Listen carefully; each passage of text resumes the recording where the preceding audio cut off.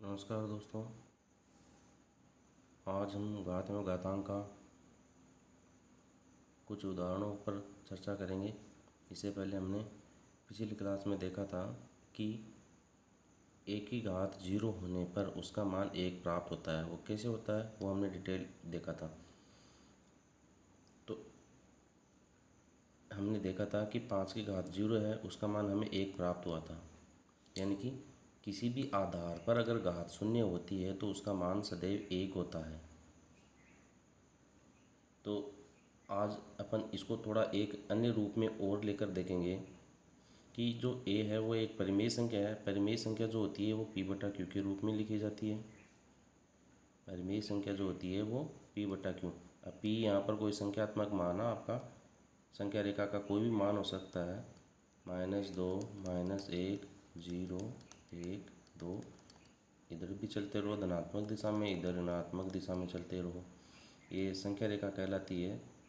तो p का भी कोई भी मान हो सकता है संख्या रेखा का, और q भी कोई भी मान हो सकता है संख्या रेखा का। केवल परिमेय संख्या में इतना ध्यान रखा जाता है कि q का मान जो है वो शून्य नहीं होता है, वो शून्य नहीं होता है। इसकी डिटेल स्टडी परिमेय संख्याओं के अंदर देखेंगे। बाकी इतना भी इसमें सफिशेंट है। अब एक सवाल लेकर चलते हैं अपन। 7 की घात 8 भाग 7 की घात 8 है, इसे हमें सरल करना है। तो देखिए ये भाग है, तो भाग का मतलब अपन इसको बट्टा के रूप में लिख सकते हैं। तो मैंने इसको 7 की घात 8 बट्टा 7 की घात 8 के रूप में लिख दिया है। अब देखिए ये a बटा b के रूप में आ गया, और यहाँ पर घात दोनों में समान है। और यहाँ देखो दिलचस्प बात ये है नज़र आ रही है कि आधार भी यहाँ पर समान है, तो कोई दिक्कत नहीं। हम तो अपन इस सूत्र से अपन कंपैरिजन करते हैं। देखो a बटा b की घात m अपन ने लिखा था, तो जो घातांक है वो अंश पर भी लगता है और हर पर भी लगता है। तो a की घात m बटा b की घात m है। अब यहाँ पर महत्वपूर्ण बात क्या है कि a और b दोनों का मान समान है, यानी a का मान भी 7 है और b का मान भी 7 है। तो अपन इसको इस रूप में ले लेते हैं, जैसे a की घात m है बटा a की घात m हो गया। अब चूँकि ये इस तरीके से है तो इसको हम क्या लिख सकते हैं, a बटा b की घात m। घात समान है तो अंश और हर पर केवल एक ही घात लगाई जा सकती है। तो ये हो गया अपना a बटा a की घात m। इसको हल करने का एक अन्य तरीका ये नज़र आ रहा है। तो 7 बटा 7 की घात 8 हो गया। अब देखिए 7 में 7 का भाग लगाना है, तो 7 का पारा एक बार बोलेंगे 7 आ गया, यानी कि ये कट गया आपस में। तो ये 1 की घात 8 बच गया। अब होता क्या है कि 1 पर आप कितनी भी घात लगा दीजिए, 0, 1, 2, 3, 4, 500, 200, 1000, कितनी भी घात लगा दो उसका मान सदैव 1 प्राप्त होता है। देखो 1 गुणा 1 1, 1 गुणा 1 1, 1 गुणा 1 1, 1 गुणा 1 1, 1 गुणा 1 1, एक ही प्राप्त होता है। तो एक तरीका तो अपने सामने ये निकल कर आ गया। दूसरा, हम इसको अभी जो घातांक 0 करने के नियम के अनुसार भी हमने सरल करके देख लिया कि 7 है, आधार समान है, हर को अपन अंश में लेकर आते हैं, तो ये जो इसका घातांक का चिन्ह है वो माइनस हो जाता है। आधार समान है तो दोनों घट गए, 8 में से 8 गया 0। हमने देखा कि किसी भी संख्या या आधार पर घात शून्य होती है तो उसका मान अपने को 1 प्राप्त होता है। तो देखिए ये दो तरीके से अपन ने देख लिया इस सवाल को। अब एक सवाल और देखते हैं। देखिए छोटे छोटे सवाल अगर आप करके चलेंगे तो गणित पर आपकी पकड़ बनती जाएगी। बड़ा सवाल कुछ भी नहीं होता है, जो बड़ा होता है वो भी छोटे से बनकर बना होता है। इसलिए छोटे छोटे सवालों को आप अधिक हल करने का प्रयास करें। एक सवाल है 2 की घात 3 की घात 2। देखिए ये एक जनरल फॉर्मूला अपन ने लिखा था, a की घात m की घात n। मैंने आपको महत्वपूर्ण बात बताई थी, जब भी आप गणित का सवाल हल करो तो सीधी सी बात एक ही याद रखनी है कि जो फॉर्मूला आप काम में ले रहे हैं उसको आप अपनी कॉपी के दाहिने हिस्से की तरफ लिखते रहे। तो घात के ऊपर घात आ गई है, तो घात पर घात आने पर हमने बताया था कि वो घातें आपस में गुणा हो जाती है, तो m इंटू n। तो यहाँ पर देखिए 2 की घात 3 है और इसके ऊपर फिर घात कितनी आ गई है, 2 आ गई है।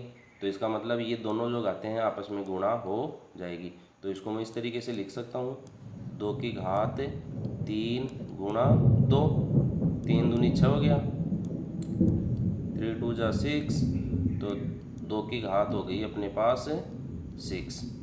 अब इसको अगर आपको सरल रूप में चाहा गया है तो 2 को अपन कितनी बार गुणा करेंगे, जितनी घात है उतनी बार गुणा करके लिखेंगे। तो 2 को अपन 6 बार गुणा करके लिख देंगे। ये इसका सरल रूप हो गया। अब इसको आपस में और सरल कर लीजिए, इस तरीके से जोड़े को लिख लीजिए, 4 गुणा 4 गुणा 4, ये लीजिए आपका 64 आंसर आ गया। 4 चौक 16, 16 चौक 64, ये आंसर आ गया। अगर साधारण रूप में संख्यात्मक रूप में चाहता है तो ये हल हो गया, और घातांक रूप में चाहता है तो ये हल हो गया। अब देखो एक सवाल और देखते हैं अपन, 5/7 की घात 4 गुणा 7/5 की घात 2 है, इसे सरल करना है। अब इसको सरल देखो कैसे करेंगे, 5/7 की घात 4 है गुणा 7/5 की घात 2 है। तो हम एक काम करें, इसको हल करने के लिए 5/7 यहाँ पर अपने को नज़र आ रहा है और यहाँ पर 7/5 है, तो देख रहे हैं कि ये इसका उल्टा है। जो हर है वो अंश में आ गया और जो अंश है वो हर में आ गया। तो इसका मतलब यहाँ पर निश्चित रूप पर क्या हुआ होगा कि इस पद में अगर हम इसको 5/7 लिख दे तो इस घात का चिन्ह क्या हो जाना चाहिए, परिवर्तित हो जाना चाहिए। क्योंकि हमने देखा था कि जो एक ही घात m है उसको हम हर में लेकर जाते हैं तो उसकी घात का चिन्ह बदलता है और कुछ भी परिवर्तन इसमें नहीं होता है। तो अगर यही चीज़ अपन यहाँ पर करके देखें, जैसे 5/7 की घात 4 है गुणा, अभी को उसको भी मैं 5/7 लिख देता हूँ, अंश को हर में और हर को अंश में, और ऐसा करने पर क्या होगा, घात का चिन्ह बदल जाएगा। ये देखिए, ये हमने अच्छी तरीके से देखा है। इसको आप थोड़ा सा अलग देखना चाहते हो अलग देख लीजिएगा। देखिए 7/5 की घात 2 है, तो इसको मैं इसे लिख सकता हूँ 7 की घात 2/5 की घात 2। तो अब इसको अपन अंश में लेके चले जाते हैं, इसको अपन हर में लेके चले आते हैं, तो घात का चिन्ह बदल जाएगा।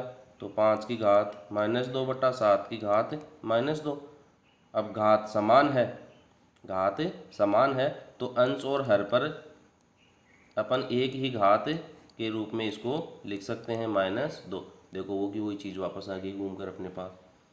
तो जब आप धीरे धीरे इन चीज़ों पर पकड़ बना लेंगे तो आप डायरेक्ट लिख पाएंगे, और यही शॉर्टकट तरीका होता है गणित के अंदर।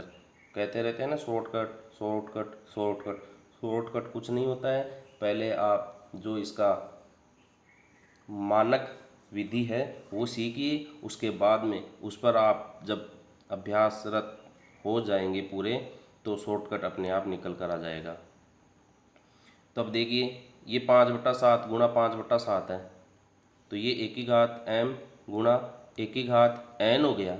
इसको अपन इस तरीके से बोल सकते हैं, इसको a मान लीजिए। अब a क्या है, a कोई परिमेय संख्या है, इसको p/क्यूब में लिख रखा है और कुछ भी नहीं है यहाँ पर। तो हम देख रहे हैं कि आधार समान है तो घातें जुड़ जाएगी, तो आधार समान होने पर घातें जुड़ जाती है। तो 5/7 है तो घात को जोड़ दीजिए, 4 प्लस माइनस का 2। अब चूंकि ये माइनस का 2 है इसलिए इसको अपन अलग लिखेंगे। अब देखो यहाँ पर चिन्हों का गुणा निकल कर आ रहा है। चिन्हों का गुणा मैंने आपको पूर्व की क्लास में बताया था। तो प्लस को माइनस से गुणा करेंगे तो माइनस निकल कर आएगा, तो इसका मतलब 4 में से 2 कम हो जाएगा।